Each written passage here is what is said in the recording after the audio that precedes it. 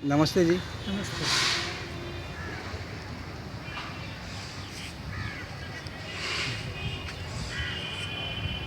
आज जो है समाज में लोग न्याय के लिए दर दर भटकते हैं। न्यायालय में भी लोगों को न्याय नहीं मिलती है। पहले था कि लोग बहुत ईमानदार थे, कोर्ट कचहरी या थाना जाने की आवश्यकता नहीं पड़ती थी और लोगों में भाईचारा भी थी और ईमानदारी भी थी, इंसानियत भी थी। लोग आपस में मिलजुल के रहते थे, समाज में शांति सद्भावना का भाव बना हुआ था। लेकिन आज ये कमी समाज में देखी जा रही है। इसका क्या कारण है?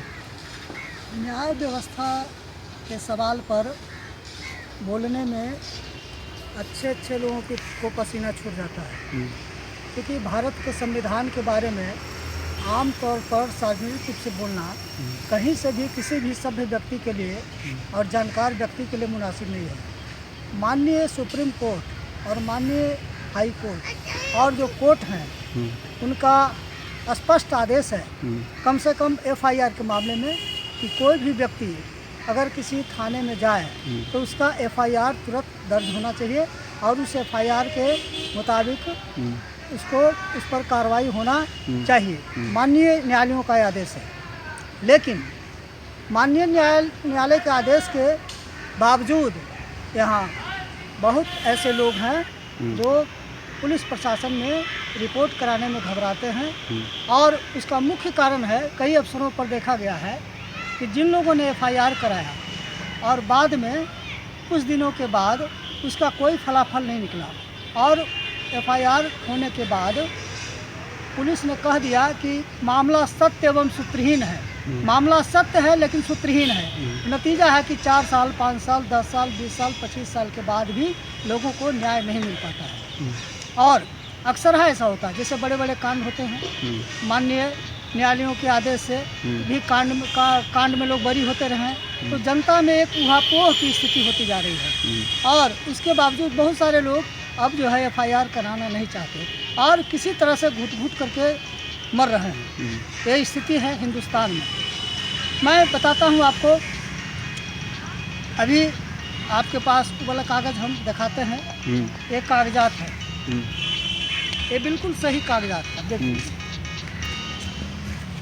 क्या लिखा हुआ है इसमें? इस कागजात के हिसाब से एक व्यक्ति को गोली मारी गई 28 सितंबर 2002 को और उसके बाद कोई उसका नतीजा नहीं निकला और मामला सत्य एवं सूत्रहीन करके उस कांड को केस को रफा दफा कर दिया गया।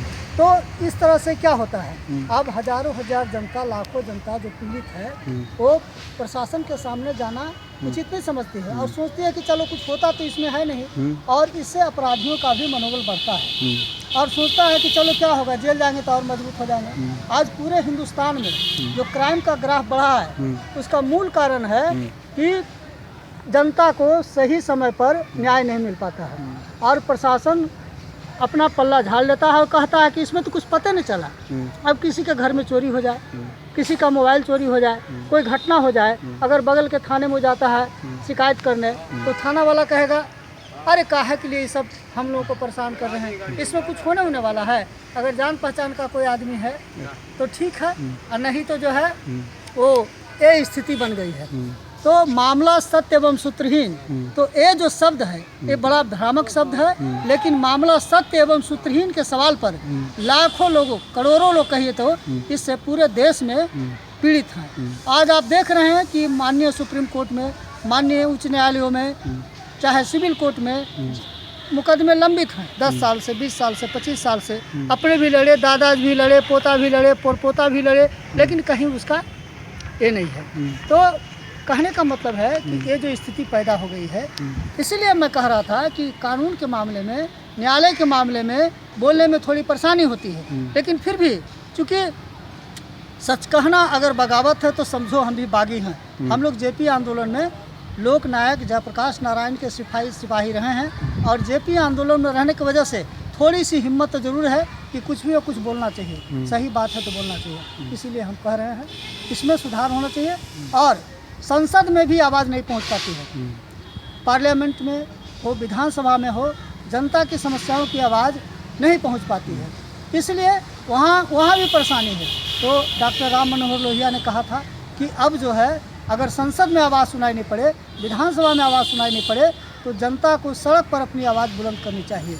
और आप देख रहे हैं पूरे बिहार में, पूरे हिंदुस्तान में जहाँ भी अन्याय हो रहा है, जनता स्वतः अपने आप जो है सड़क पर आ जाती है और नो चाहे छो करना शुरू कर देती है। अभी देखिए, अब बागमती का मामला है उत्तर बिहार में, सीतामढ़ी, मुजफ्फरपुर, दरभंगा, समस्तीपुर, ये 4 जिले में बागमती से प्रभावित लोग कह रहा बांध बनेगा, उसके चलते 120 गांव प्रभावित हैं और 12 लाख हेक्टेयर ज़मीन जो है बर्बाद हो जाएगी। उनका रोजी रोटी ख़त्म हो जाएगा, बाल बच्चों के सामने भुखमरी हो जाएगी। तो अभी हम कहना चाहते हैं, सरकार तो कुछ करती नहीं है, सरकार कहेगा कोई कानून नहीं, हम क्या करें। अभी देखिए, एक वृद्धा पेंशन हो, चाहे साधारण अभी card, ration card, Aadhaar card, smart card, PAN card और ना जाने कौन कौन कार्ड, पूरे देश में कार्ड के नाम पर जनता उलझ रही है। और कहीं भी किसी ऑफिस में जाते हैं तो कहता है आपका तो कार्ड नहीं है, बिना कार्ड के तो काम चलेगा नहीं। अरे भैया, हम जो खानदानी आदमी है, अभी देखिए हम लोकल स्तर पर कहना चाहते हैं, अभी पटना में चाहे पूरे बिहार में राशन कार्ड का मामला है। आप किसी भी झोपड़ी में चले जाइए, किसी भी अच्छे लोग हैं जिनका पुष्ट दर पुष्ट 25 पुष्ट से जो रह रहे हैं, वो भी कहते हैं मेरा तो राशन कार्ड है ही नहीं है, कभी तो हमको कोई कार्ड ही नहीं बना, उसका कोई ज़रूरत भी नहीं, बोलते ऐसा भी बोलते हैं उसकी कुछ लोग कहते हैं। लेकिन जिनको ज़रूरत है वो कहते हैं भाई क्या करें। अभी अखबार में भी बहुत सारी बातें आ जाती है। तो सवाल है, जनता में त्राहिमाम है, और चाहे केंद्र की सरकार हो, चाहे बिहार की सरकार हो, सरकार के लोग, सरकार के जो पदाधिकारी लोग हैं, वो कागज़ को पढ़ते भी नहीं हैं। अभी नई परंपरा शुरू हुई है, टोकरी के टोकरी आवेदन पत्र जाता है, ब्लॉक में जाइए, एसडीओ के यहाँ जाइए, कलेक्टर के यहाँ जाइए, थाना में जाइए, सब जगह, हर जगह इंस्ट्रक्शन है कि जनता दरबार। लेकिन जनता दरबार का क्या होता है? जनता दरबार में जो कागज़ दिया जाता है, वो कागज़ का कहीं अता पता नहीं रहता। वो कागज़ जो है, जैसे हिमालय से गंगा निकलती है और गंगा सागर में मिलती है, तो उसी तरह से वो जो कागज़ जो है गंगोत्री से चल के और गंगा सागर में पहुंच जाते, बीच में उनका कहीं ठहराव नहीं होता। तो ये स्थिति है। तो हम कहना चाहते हैं, इसमें चाहे कोई व्यवस्था हो, न्याय की व्यवस्था में तो ज़्यादा परेशानी है, और न्याय के मामले आप बोल नहीं सकते। मैं अपनी बात बता रहा हूँ, मैंने एक बार ACGM पटना सिटी को मैंने चिट्ठी लिखा, एक पोस्ट कार्ड, और पोस्ट कार्ड लिखने के बाद ACGM पटना सिटी ने हमको बुलाया, कहा कि पोस्ट कार्ड आप ही लिख रहे हैं? हम कि जी सर। तो कहा कि आपको हम जेल भेज देंगे। हमको भेज दीजिए। कहा कि आप किसको मोटा रकम दिए? हम कि किसी को नहीं। तो आप इसमें लिखें कि मोटी रकम दे करके अब मेरा केस रफा दफा कर दिया जाएगा। लेकिन आज मैं दावे के साथ कहता हूँ, वही हुआ जो मेरी आशंका थी। फिर ACGM पटना सिटी ने हमको बुलाया, कहा कि इसमें कोर्ट इसमें कुछ नहीं करता है, गिरफ्तार करना पुलिस का काम है। आपके मामले में कहीं कोई कुछ पुलिस का काम था गिरफ्तार करना, कोर्ट इसमें कहीं नहीं है। अब बताइए मैं कहाँ जाऊँ? और वही हुआ जो मेरी आशंका थी।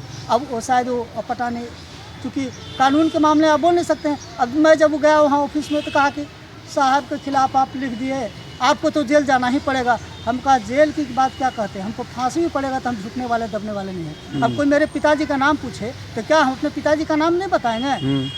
कह देंगे कि हमारे पिताजी नहीं थे। तो इस तरह से तो जनता को भी थोड़ा सा न्याय व्यवस्था के मामले में भी जनता को अब जगह जगह कोर्ट कचहरी में तो करना ही है। जो कानून है तो कानून का हल तो कानून से होगा, मगर फिर भी जनता को कुछ अपनी बात समय समय पर जो माध्यम है, वकील के माध्यम से कहना पड़ेगा। हमको कुछ वकीलों ने कहा कि आप जो है वकील के माध्यम से कोई बात कहिए। हमको भैया कितना वकील के माध्यम से करें? वकील के माध्यम से करें, वकील की भी अपनी सीमा है और यही स्थिति है।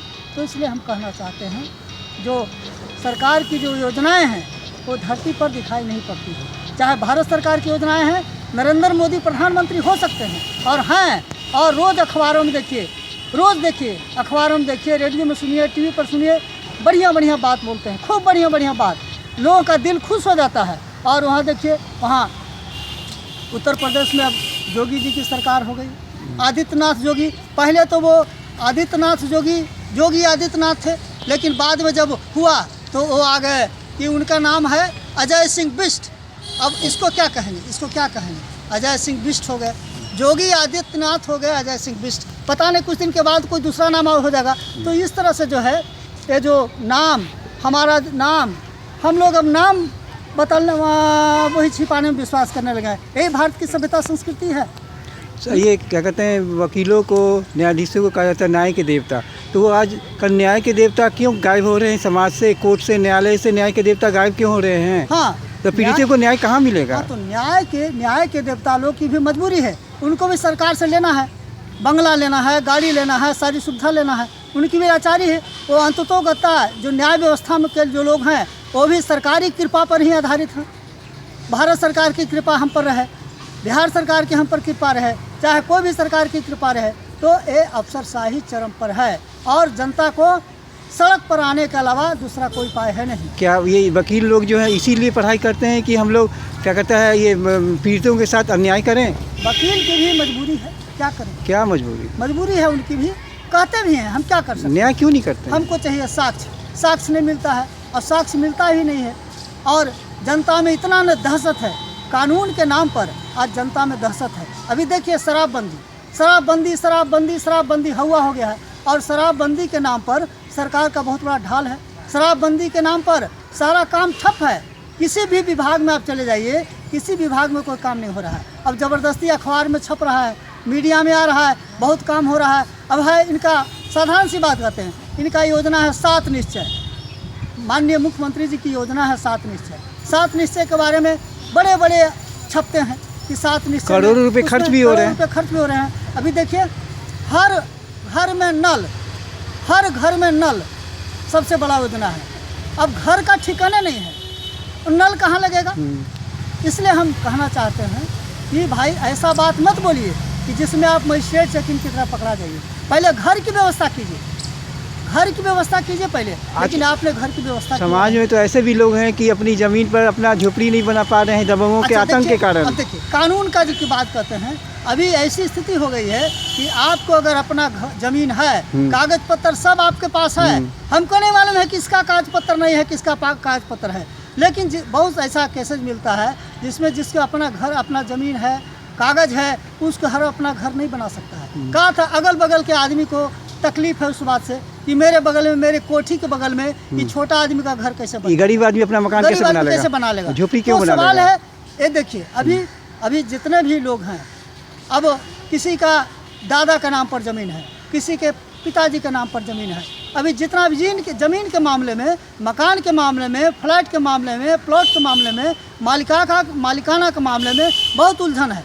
और इसी कारण आने वाला समय में जिनका ज़मीन है, जिनका मकान है, अभी देखिए मुआवजा जिनका ज़मीन सरकार ले लेती है, वो मालिकाना क्लियर होते होते 10 साल 20 साल बीत जाता है।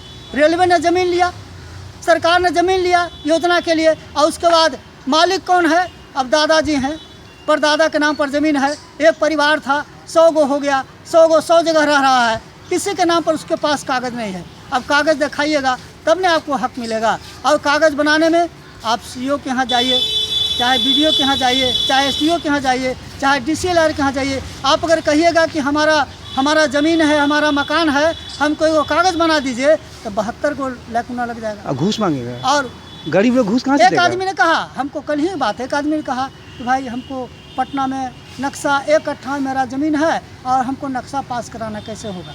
तो हमने पता किया कि भाई नक्शा का क्या हिसाब किताब है, क्योंकि हमको तो जानकारी थी नहीं।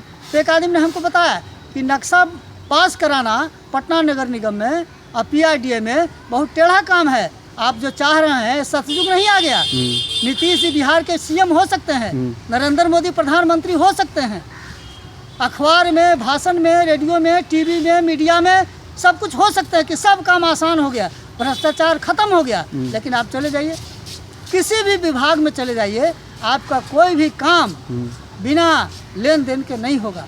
और नक्शा पास कराने में लोग बताते हैं, हम तो गए नहीं, लेकिन लोग हमको बताते हैं कि नक्शा पास करा दीजिए। कोई राशन कार्ड के लिए, कोई वृद्धा पेंशन के लिए। अब देख लीजिए, वृद्धा पेंशन के लिए गरीबों से 200 रुपये मांगा जाता है चाय पीने के नाम पे। अगर चाय पीने के नाम पे चाय मांगा जाता है 200 रुपया, लेकिन उसकी कोई गारंटी नहीं है। और कोई गारंटी नहीं है। अभी कॉरपोरेशन में फार्म का वही हाल है, फार्म में नहीं मिलेगा, फार्म में जल्दी नहीं मिलेगा, बहुत सारा फार्म नहीं मिलेगा। फार्म मिलेगा भी तो डस्टबिन में फेंक सरकार? देता है, जात के नाम पे डस्टबिन में फेंक देता है। वार्ड काउंसिलर जो है डस्टबिन में फेंक देता है। बहुत स्थिति है। हमको तो कभी कभी लगता है कि भगवान को फिर अवतार लेना पड़ेगा। अब नरेंद्र मोदी या नीतीश कुमार इन लोगों से भी, और अफसर लोग तो एकदम बेकहल हैं। अफसर लोग बेकहल हैं। अफसर को तो कोई काम ही नहीं है, साहब है नहीं है। उनको तो लगता है कि जनता के खजाने से पैसा लेते हैं, ऑफिस में आने का उनका कोई टाइम टेबल नहीं है। किसी भी ऑफिस में आप चले जाइए, जो मेन पदाधिकारी होते हैं वो आपको गायब मिलेंगे। कहेंगे कि साहब का कौन पूछेगा, कखने आते हैं कखने जाते हैं। कर्मचारी पूछे से पूछिए, किरानी बाबू से पूछिए, बड़ा बाबू से पूछिए कि साहब कखने मिलते हैं। बोले मीटिंग में, बोले मीटिंग में है। हाँ। जब जाइए सेक्रेटेरिएट में मीटिंग, कलेक्ट्रेट में मीटिंग। कौन मीटिंग हो रहा है भाई, क्या हो रहा है? तो इसलिए ये स्थिति तो गरीब लोगों को, पीड़ितों को मिलने नहीं दिया जाता, लेकिन कोई ऑफिसर अगर आ जाएगा घोटालेबाज तो उसको मिलने दे दिया जाता है। देखिए ये राजधानी है, हर व्यक्ति का सपना है कि राजधानी में एगो हमको 5 धूर का जमीन हो जाता, मकान हो जाता, फ्लैट हो जाता, प्लॉट हो जाता। चाहे गरीब का हड़प ही क्यों न ले, हाँ, हड़प ले। हाँ। तो ये पटना में क्या हुआ, जितने भी IAS हैं, जितने भी IPS हैं, जितने भी बड़े बड़े लोग हैं, सभी लोगों ने कैसे यहाँ तक कि उल्टा सीधा करके, वकील भी हाँ वकील भी उसमें है। हाँ। और उन लोगों ने अपना जमीन मकान बना लिया। चाहे हमको तो हम 40-45 साल का, कुछ लोग तो वकील का डिग्री लेकर के भेड़िया बन जाते हैं, समाज को, पीड़ितों को, गरीबों को लूटते हैं, उनके अधिकारों का हनन करते हैं कुछ लोग। ऐसा नहीं, लेकिन सवाल है क्या, जहाँ पर मानवता मर गई है। हाँ। और सब सोच रहा है कि किसी तरह से पैसा कमा लेना। अभी एक हवा चल गई है कि कैसो पैसा कमा लो, जमीन हो जाएगा, मकान हो जाएगा पटना में, तो बड़ा वैल्यू हो जाएगा, बड़ा इज्जत हो जाएगा, सबको तो खरीद ही सकते, पैसा हाँ, इतना है ये बैंक हाँ, में। तो यही स्थिति बन गई है। इसलिए किसी भी परिस्थिति में, चाहे न्याय व्यवस्था हो, चाहे कोई व्यवस्था हो, जनता को अब मुखर होना पड़ेगा। क्योंकि जब संसद और विधानसभा, तो सब जनता जाएगी नहीं। संसद और विधानसभा, आज प्रतिनिधि क्या है, प्रतिनिधि किसी से मुलाकात नहीं करते हैं, चाहे वार्ड काउंसलर हो, चाहे मुखिया हो, प्रतिनिधि लोग नहीं मिलते हैं, जनता से दूर भागते हैं। केवल इलेक्शन के टाइम में हाथ जोड़ते हैं घर घर। अभी देखिए नगर निगम का चुनाव होने जा रहा है और हजारों लोग चुनाव के लिए अपना अपना पोस्टर छपा करके और टांगे हुए हर चौक चौराहे पे, हाँ, कि हमने ये किया, हमने वो किया, हम ये करेंगे, वो करेंगे। तो सवाल है, इसलिए जनता को फिर भी अब क्या करें, जो बीमार पड़ेगा दवाई वही नहीं खाएगा, जनता को तो आगे आना ही पड़ेगा। जनता को किसी भी परिस्थिति में आगे आना पड़ेगा। सबसे बड़ा बात है नरेंद्र मोदी क्या कह रहे हैं, नीतीश कुमार क्या कह रहे हैं, इस बात अखबार में, टीवी में सुनिए और देखिए। हाँ। लेकिन कुछ अपना भी विवेक लगाइए, ताकि आपका भी कल्याण होगा। नहीं तो नरेंद्र मोदी के, नीतीश कुमार के कहने से आपका काम नहीं होगा, ये बात को आप समझ लीजिए। इसलिए हम जनता को कहना चाहते हैं कि जो आपकी समस्या है, थोड़ा आपको भी हाथ पैर डुलाना पड़ेगा, अधिकारों के लिए लड़ना होगा, अधिकारों के लिए लड़ना पड़ेगा और सड़क को आबाद करना पड़ेगा। संसद जब गूंगा हो जाए, विधानसभा जब गूंगा हो जाए, तो जनता को सड़क के पर ही भरोसा है और जनता को सड़क पर आने के लिए हम आह्वान करना चाहते हैं। सबसे बड़ी बात है, ये नेता जो है ये जनसेवक कहलाते हैं, पुलिस ऑफिसर भी रक्षक कहलाते हैं, और न्यायालय जो वकील होते हैं, जस्टिस होते हैं, वो भी न्याय के देवता कहलाते हैं। ये लोग भी अपने अधिकारों का क्यों भूल जाते हैं? भूल जाते हैं। हाँ। उनको परिस्थिति ऐसी पैदा हो जाती है, उनको उन पर रोक लगाया जाता है। अभी क्या है, आपका अखबार में नहीं छपेगा, आप बहुत बढ़िया आदमी हो सकते हैं, आपका बढ़िया न्यूज भी रहेगा, मीडिया पर कॉरपोरेट का ऐसा कब्जा है और बड़े बड़े घराने पर, बड़े बड़े घरानों का कब्जा है, सरकार के खिलाफ नहीं बोल सकते हैं, नहीं लिख सकते हैं, क्योंकि आपका जो न्यूज है वो सरकार के विरोध में है, इसलिए उसको 2 लाइन का भी जगह नहीं मिलेगा। और हम लोगों ने महसूस किया है, तो लेकिन फिर भी निराश नहीं हो रहा है। जनता को सड़क पर आने के अलावा कोई दूसरा विकल्प नहीं है, तभी पीड़ितों को न्याय मिलेगा। तभी पीड़ितों को न्याय मिलेगा। धन्यवाद।